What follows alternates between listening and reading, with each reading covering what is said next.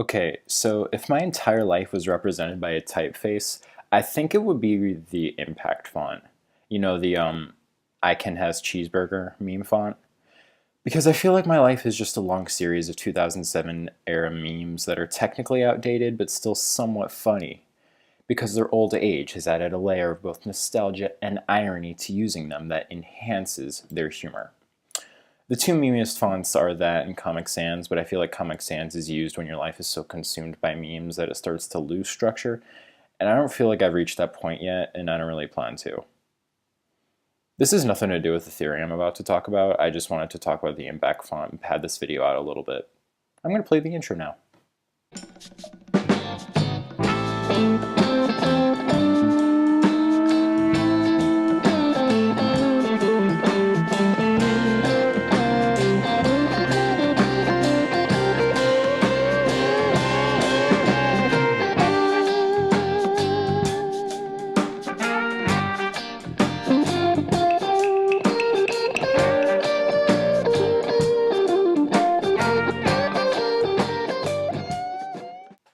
Hello Internet, my name is Guy777, Cool Guy777, and this is GMAE Theory, the show where we make theories about GMAs.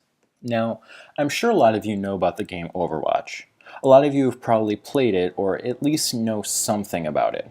Earlier this year, this Blizzard-developed TF2 knockoff took the world by storm, instantly spawning a large following filled with many people who had never played a first-person shooter before. This game has several aspects that make it appealing to all different types of gamers. It's got a complex battle mechanics for the MLG trickshotters. It's got lovable characters with unique and intertwining but simple backstories.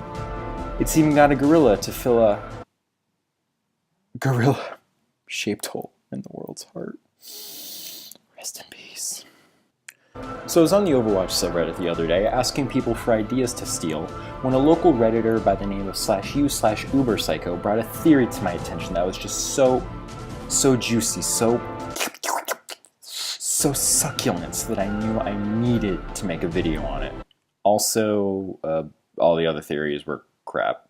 As you may have guessed by the thumbnail and title of this video, this theory concerns a character that has long been shrouded in mystery.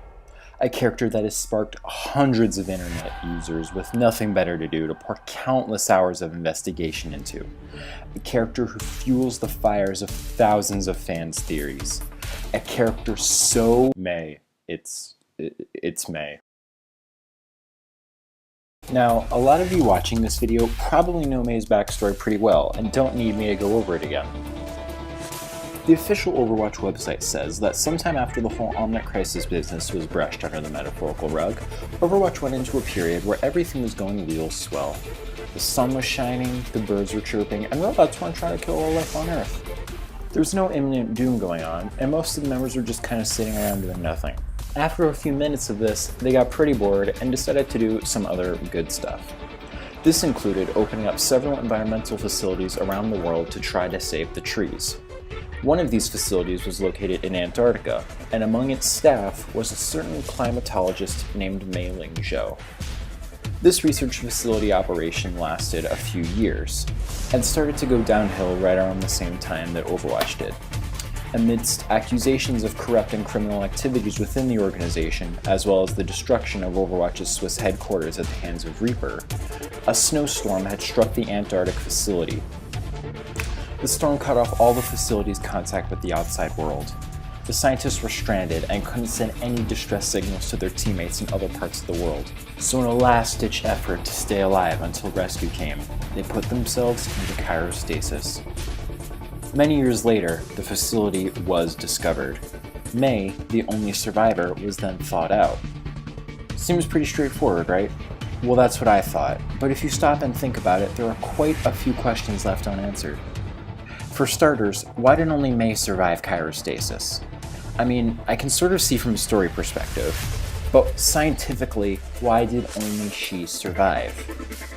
Also, May's stated occupation was a climatologist, so why is she completely fine with killing in the way she does, almost to the point of finding it fun? How does she even have the physical capabilities to do this in the first place? None of this is explained in her backstory. Well, that brings us back to the theory. which seems to have some pretty solid explanations to these questions. It goes a little something like this. The Mei we play as in the game is not the same Mei that went to the environmental watch point all those years ago. The Mei that we play as is instead some kind of parasite, possibly alien in origin, that killed the team situated at that watch point. The parasite then took Mei's place, either by shapeshifting into a copy of her or by possessing her. Since there were several staff members but only one parasite, it then put all the corpses, as well as itself, into cryostasis to possibly explain why all the other members were dead. If we go down the it killed the original Mei path, it probably ate Mei's corpse or buried it or something. But for this plan to work, the parasite would need some insider knowledge on the workings of the base as well as how cryostasis works, which seems to give more feasibility to the possession path. This would mean that there is a murderous parasite within Overwatch's ranks, biding its time and possibly plotting to do the same to other members of Overwatch. That's pretty cool, huh? But wait, there's more! This also connects to a previous, more well-known theory written by Reddit user /u/OJ Paper about Mercy that goes a lot deeper than the theory I've presented here. For the sake of time, I can't repeat Paper's entire theory here, but basically it states that Mercy is the main antagonist of Overwatch.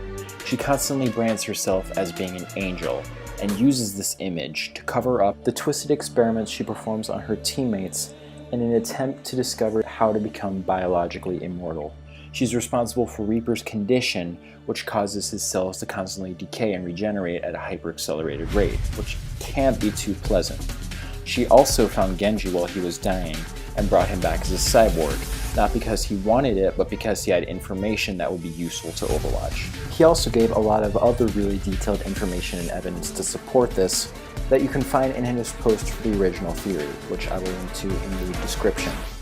I don't really know how to transition from this point to the next, so I'm just going to cut myself off.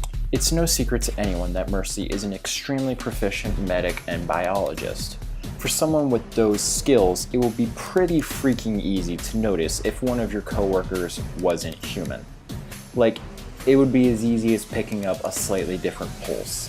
Given that Mercy actively monitors her team's health throughout matches and probably gives them extensive medical treatment outside of matches, given her profession, I don't think it would be too much of a stretch to say that she's fully aware of Mei's true origin. So I think she could have a deal set up with the parasite where she'll cover up its plan or even help carry it out in exchange for allowing her to experiment on it. The fact that it survived for extended periods in cryostasis without dying seems like it gave Mercy plenty of information on slowing down the aging process.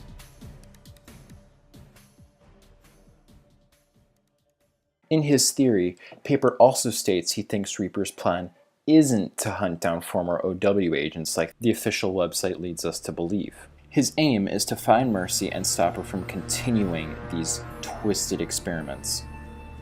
Now, Reaper's beef with the organization goes way back, so he has had a lot of time to extract his revenge on them. Don't you find it oddly convenient that Reaper started to act on his years of rage towards Overwatch right about when they thought out Mei?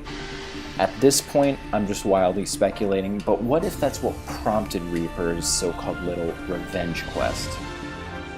What if it's not really a revenge quest, and that's just what Mercy wants her team to think? What if Reaper somehow found out about the parasite being freed and decided that now is the time to strike before it can spread its parasiteness?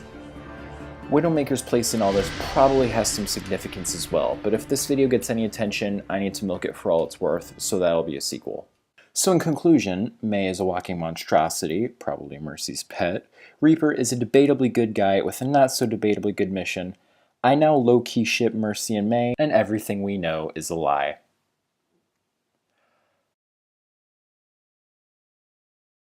So, thank you for watching. Please leave a like, subscribe for more horrible videos like this, follow me on MySpace, DeviantArt, yada yada yada. Fade to black, see you next time. But hey, that's just a theory. A GMAE theory. Thanks for watching.